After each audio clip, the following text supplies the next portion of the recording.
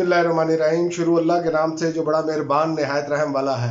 नाज़रीन, आज हम बात करेंगे वोट क्यों ज़रूरी और इमरान खान का पैगाम, और दूसरा नौसरबाजों की जो दोबारा भड़कें और जो लोगों को सुहाने ख्वाब दिखाने का जो सिलसिला है वो जारी है, उस पर भी बात करेंगे। सबसे पहले बात करेंगे इमरान खान का जो कौम के नाम पैगाम है। तोशा खाना, साइफर और इद्दत जैसे मुकदमात का बेबुनियाद होना ही सामने नहीं आया, बल्कि इनके छुपे अज़ाइम खुलकर सामने आ गए हैं। ये इमरान खान साहब ने कहा है।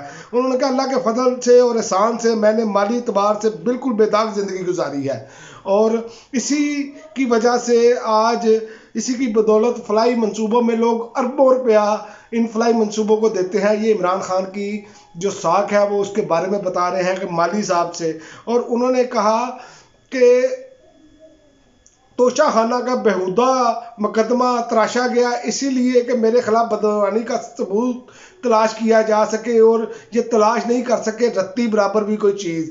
और उन्होंने हक़ के दिफा से महरूम इसीलिए रखा, और चूँकि उनके वकला को जिरा भी नहीं करने दी गई, तो उन्होंने ये बताया कि ये सिर्फ इसलिए कर रहे थे ताकि सामने लोगों को बयानियाँ मिल सके।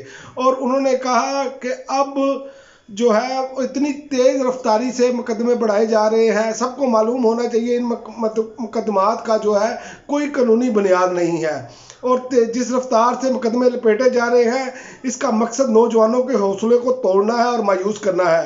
हमारे पास सबसे मायने खेज हथियार वोट की ताकत है, और वोट इसे पूरी शिद्दत के साथ इस्तेमाल करना चाहिए, ये इमरान खान साहब ने कहा। और ये बात भी हकीकत है। और उन्होंने कहा कि मायूसी गुनाह है, इसीलिए ये अब जो मामला हैं ये वोट के हवाले से ये किए जा रहे हैं कि कहीं इमरान खान जो है कि इमरान खान के जो लोग नौजवान वोटर हैं वो मायूस हो जाएं। यही वजह है, इसी वजह से ये सारे अरबे वो इस्तेमाल। और मैं आपको ये बता दूं, मज़ीद 2 केसेस में 20,000 इलेक्शन से पहले दिलवाई जा सकती है। इद्दत निकाह का केस है, उसको जैसे स्पीड से निकाह, ये पहला मौका है किसी पर इद्दत निकाह का मुकदमा दर्ज किया गया हो। और ये कहते हैं इमरान खान लाडला है। इन बेशर्मों को ये नहीं पता कि जिस तरह की जेल इमरान खान काट रहा है, नवाज शरीफ की जो जेल थी वो लग्जरी थी। रोजाना जो है वो माँ बाप बेटी जो है वो बाकायदा खाना इकट्ठा खाया करते थे, बाकायदा मेन्यू भेजा जाता था। और ये बाहर अब कैसे शोर मचा रहे हैं, ऐसे मुनाफिकाना रवैये इनके। और फिर ये चाहते हैं कि लोग मायूस हों, लोग वोट ना डालें। ये मैं आपको बता दूं पाकिस्तानियों, अगर आपने इस निज़ाम को, बदबूदार निज़ाम को दफन करना है तो आपको 90% की तादाद से टर्न आउट 90% करना पड़ेगा। उसकी वजह यह है कि जो मुल्क जितने भी तरक्की याफ्ता ममालिक हैं वो 90% टर्न आउट देते हैं, क्योंकि उनको मालूम है कि उनकी वोट की ताकत क्या है। यही बात आज इमरान खान ने कही। और दूसरा, अवाम में जो मायूसी फैलाना ये मकसूद है। और ये मैं आपको बता दूं, मायूसी गुनाह है।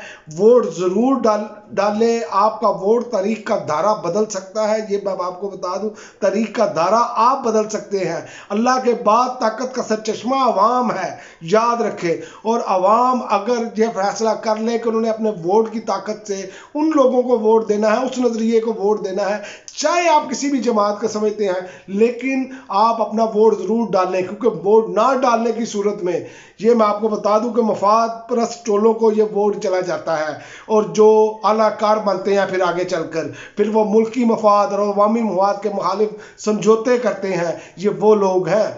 ये भी मैं आपको बता दूं, ये आपका वोट इसलिए डालना ज़रूरी है क्योंकि वोट जो है जब आप अपना डाल लेंगे तो फिर वोट की हिफाजत करना जो है वो फिर जमातों की जिम्मेदारी होती है। वो तमाम जमातों के पोलिंग एजेंट वहाँ पर मौजूद होते हैं। तो ये अब चूँकि जब टर्न आउट ज़्यादा हो जाएगा तो फिर ये 5-10 हज़ार का जो धांधली करते भी हैं वो नहीं हो सकती। इनको अगर करना पड़ेगा तो फिर धांधला करना पड़ेगा। वो धांधला करना अब अवाम के सामने इंतहाई मुश्किल नज़र आ रहा है, बल्कि नामुमकिन नज़र आ रहा है। ये असल वजह है। और दूसरी मैं आपको बात बताऊं कि अवाम में खौफो विरास फैलाने का इल्ज़ाम अलीमा खान भी निशाने पर आ गई। अब ये बारी बारी हर उस शख्स को जो आवाज़ उठाता है, जो इमरान खान के करीबी अजीज़ हैं, उनको टारगेट करना शुरू कर दिया गया है, जिसमें अलीमा खान ये अवाम में खौफो रात फैलाया गया, FIA ने तलब कर लिया है। अब ये ऐसी तजावीज़ और ऐसे तरीके इस्तेमाल किए जा रहे हैं। ये मैं आपको बता दूँ, ये तरीके कोई सूदमंद साबित नहीं होंगे। पहले भी अवाम को डराया धमकाया गया, लेकिन आपने देखा होगा उम्मीदवारों से कागजात छीने गए, सारा कुछ किया गया, लेकिन उम्मीदवारों ने तमाम हलकों में से अपने जमा कराए। आखिरकार इनको बल्ले का निशान वापस लेना पड़ा। अब आज़ाद उम्मीदवार, लेकिन ये आज़ाद उम्मीदवार भी रिपोर्ट्स बता रही हैं कि आज़ाद उम्मीदवार भी 80% जीत रहे हैं। तमाम सर्वेज बता रहे हैं ये 2/3 से ऊपर अक्सरियत जाने वाली है। ये आप देखेंगे इंशाल्लाह ताला 9 फरवरी को अवामी हुकूमत होगी और अवाम ही हुकूमत बनाएंगी। अगर आप डट कर खड़े रहे, आपने अपना वोट कास्ट किया, तो आपको कोई नहीं हरा सकता।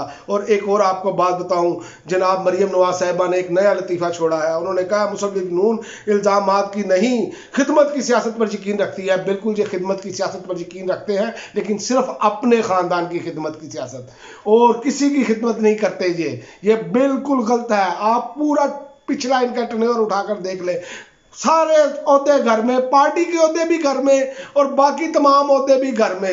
वजीर आजम नवाज शरीफ, वजीर आला शहबाज शरीफ, बेटी वजीर आजम हाउस में बैठी सारा कुछ चला रही है।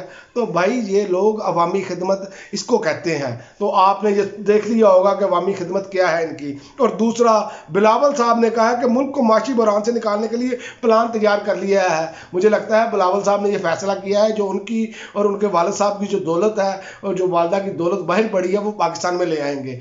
और इसके अलावा तो माशी प्लान इनके पास है कोई नहीं। मिनरल वाटर ये पीते हैं। कराची का जो सिंध का हाल इन्होंने किया वो आपके सामने है।